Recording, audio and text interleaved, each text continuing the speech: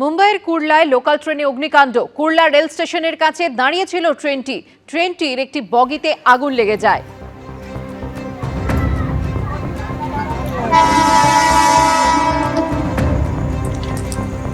আধ ঘন্টার চেষ্টায় নিয়ন্ত্রণে আসে সেই আগুন। ঘটনায় হতাহতের কোনো খবর মেলেনি, তবে কি কারণে আগুন লেগেছিল তা খতিয়ে দেখা হচ্ছে। যে ছবি আপনারা দেখতে পাচ্ছেন, মুম্বাইয়ের কুর্লা লোকাল ট্রেনে অগ্নিকাণ্ডের ঘটনা। কুর্লা রেল স্টেশনের কাছে ট্রেনটি দাঁড়িয়েছিল, ট্রেনটির একটি বগিতে আগুন লেগে যায়। গোটা বগিটি দাউ দাউ করে জ্বলছে দেখতে পাচ্ছেন। আধ ঘন্টার চেষ্টায় সেই আগুন নিয়ন্ত্রণে আসে, তবে এই ঘটনায় হতাহতের কোনো খবর মেলেনি। কি কারণে আগুন লেগেছিল খতিয়ে দেখা হচ্ছে। ভোররাতে বিধ্বংসী আগুন গঙ্গাসাগরে। সাগর মেলার আনুষ্ঠানিক উদ্বোধনের পরের দিনই বিধ্বংসী অগ্নিকাণ্ড। দেখতেই পাচ্ছেন সেই ছবি।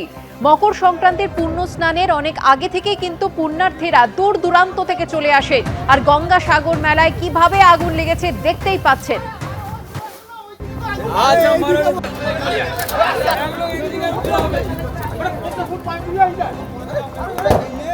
পুণ্যার্থীদের থাকার জন্য একাধিক অস্থায়ী ছাউনি তৈরি করা হয়েছিল এবং একাধিক অস্থায়ী ছাউনি এই বিধ্বংসী অগ্নিকাণ্ডের জেরে পুড়ে ছাই হয়ে গিয়েছে।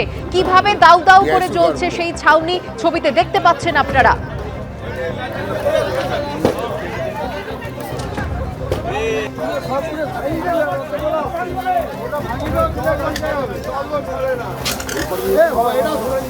গতকালই সাগর মেলার আনুষ্ঠানিক উদ্বোধন হয়েছে, আর তার পরের দিনই এমন বিধ্বংসী অগ্নিকাণ্ড।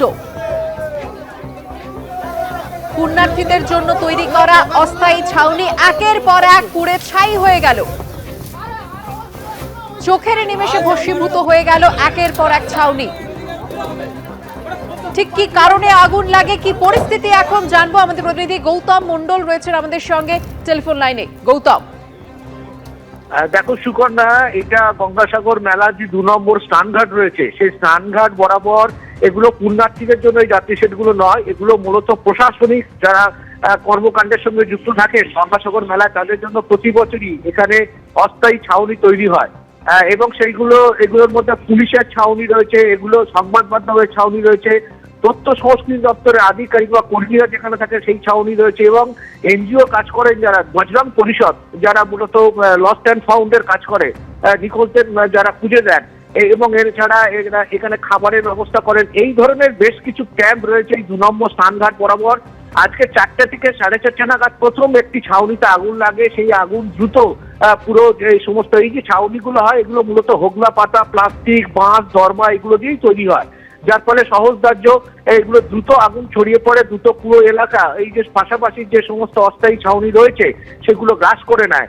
তারপরে এই মেলা ইতিমধ্যেই গতকালই মেলার সূচনা হয়ে গেছে, উদ্বোধন করেছেন মুখ্যমন্ত্রী মমতা বন্দ্যোপাধ্যায় আউটরাম ঘাট থেকে, এবং তার পাশাপাশি কাল থেকে পরিকাঠামোগত যা যা সুযোগ সুবিধা সমস্ত কিছু চালু হয়ে গেছে।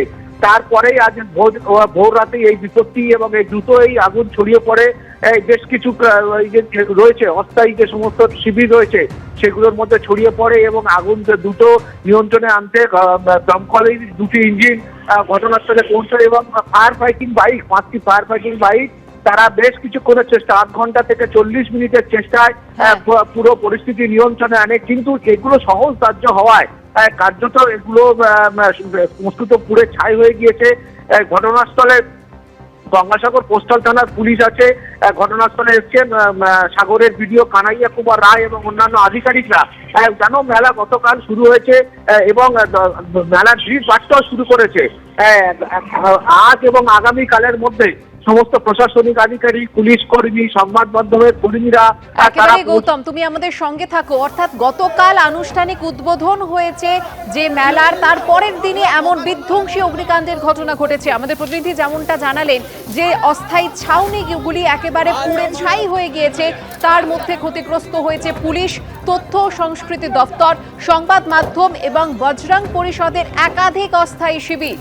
খবর যায় দমকলে এবং ঘটনাস্থলে পৌঁছয় দমকলে 2টি ইঞ্জিন এবং 5টি ফায়ার ফাইটিং বাইক। ঘটনাস্থলে পৌঁছন সাগরের ভিডিও। আমি আরো একবার কথা বলে নেব গৌতমের সঙ্গে। গৌতম, এই যে অস্থায়ী ছাউনিগুলি ছিল এবং এর ভেতরে কেউ ছিল না, তো কি জানা যাচ্ছে?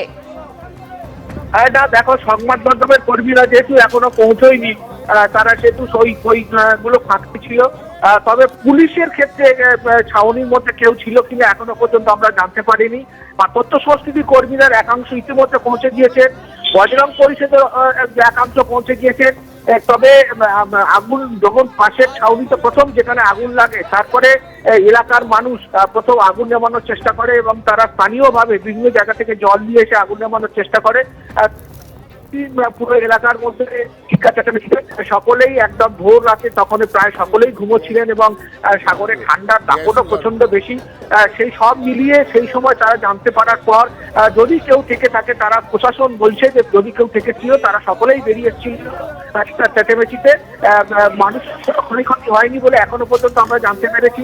কিন্তু যেটা প্রশ্ন উঠছে যে মেলা যেখানে শুরু হয়ে গেছে, ইতিমধ্যে লক্ষ লক্ষ পুণ্যার্থী তারা গঙ্গাসাগরে প্রবেশ করেছেন, বেশিরভাগ বেরিয়ে যাচ্ছেন হয়তো, কিন্তু মকর সংক্রান্তি যে 14 তারিখের যে পুণ্য যোগ, সে মকর সংক্রান্তির আগে 10 তারিখ থেকে ভিড়ে আরো বাড়বে।